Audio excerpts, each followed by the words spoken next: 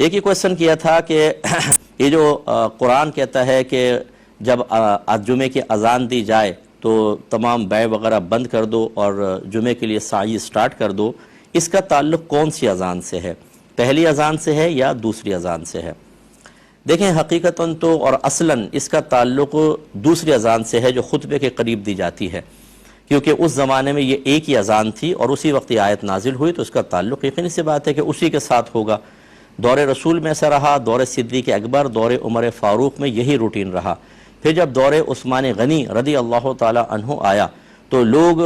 مدینہ شریف میں ظاہری اعتبار سے وسعت پیدا ہوئی، بازار باہر چلا گیا، تو وہاں سے آنے میں لوگوں کو دیر ہو جاتی تھی کیونکہ بعض اوقات توجہ نہیں رہتی تھی اور اذان کی آواز یقینی سی بات اتنی دور تک نہیں پہنچ پاتی تھی۔ تو پھر حضرت عثمان غنی نے پہلی اذان ایجاد کی اور آپ نے کہا کہ مقام زورہ تھا بازار کے قریب، وہاں پر مؤذن اذان دے گا تاکہ لوگ ہوشیار ہو جائیں اور جلدی جلدی سعی کریں، اور جب مسجد میں پہنچ جائے دوسری اذان ہو پھر خطبہ ہو جائے۔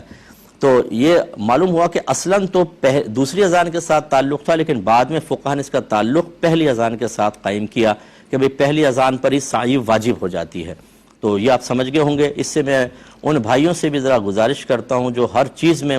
مسلمانوں کو بدعتی بدعتی بدعتی کہتے رہتے ہیں، میں انتہائی دائرہ ادب میں رہ کے کویشچن کرتا ہوں کہ یہ بدعت کا گناہ ہمارے عوام کے لیے تھا یا صحابہ کرام بھی اس کے مکلف بنائے گئے تھے کہ ان سے دور رہنا ہے؟ آپ مجھے جواب دیں۔ اگر آپ کہیں گے کہ نہیں صحابہ کرام بھی مکلف تھے تو اس کا مطلب ہے کہ صحابہ کرام بھی نبی کریم کے حکم کے بغیر یا آپ کے زمانے میں جو کام ایجاد ہوئے تھے اس کے علاوہ کوئی نیا کام ایجاد نہیں کر سکتے تھے۔ حکم شرع تو یہ ہونا چاہیے کیونکہ نبی کریم نے مطلقاً فرمایا کل بدعت ضلالہ وکل ضلالۃ فی النار۔ اس کے باوجود ہم یہ دیکھتے ہیں کہ حضرت ابوبکر صدیق رضی اللہ تعالیٰ عنہ نے وہ کام کیا جو نبی کے دور میں نہیں تھا، یعنی جمع قرآن،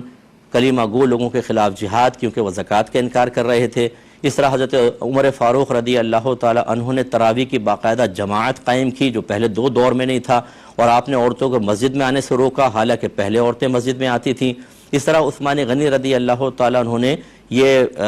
پہلی جو اذان ہے اس کو ایجاد کیا، حالانکہ نہ اللہ کے نبی کا حکم نہ دور شیخین کے اندر ہوا۔ بتائیں یہ بدعت کیوں نہیں ہے؟ پھر اگر آپ کہتے ہیں کہ نہیں وہ سرکار نے فرمایا پہلے 3 دور جو ہیں وہ بڑے اچھے دور تھے تو اس میں کوئی مسئلہ نہیں ہے، تو بھائی اس کا مطلب ہے اس دور میں پھر معاذ اللہ ثم معاذ اللہ کیا نبی کریم کے قول کے خلاف چلنا جائز تھا؟ یہ تو نہیں ہے، وہ تو اپنی جگہ مسلم رہا۔ تو اس کا مطلب یہ ہوا کہ جو ہمارے اہل سنت کا نظریہ اور طریقہ ہے وہی بہتر ہے کہ ہم یہ کہتے ہیں کہ جب آپ کوئی نبی کریم صلی اللہ علیہ وسلم کے دور مبارک کے بعد کوئی بھی چیز ایجاد کریں گے، نئی چیز ہوگی، وہ بدعت کہلائے گی۔ اب اس کی 2 اقسام، بڑی 2 قسمیں، اگر وہ قرآن و حدیث کے خلاف ہے تو بدعت سیئہ یعنی بری بدعت ہے، اور اسی کے بارے میں سرکار کے گویا کہ فرمان ہے کل بدعت ضلالہ وکل ضلالۃ فی النار۔ اور اگر وہ بدعت نیا کام تو ہے لیکن دین کو تقویت دینے والا ہے، قرآن و حدیث کے خلاف نہیں ہے، تو پھر اس کی ایجاد بالکل جائز ہے، اس کو بدعت حسنہ کہتے ہیں،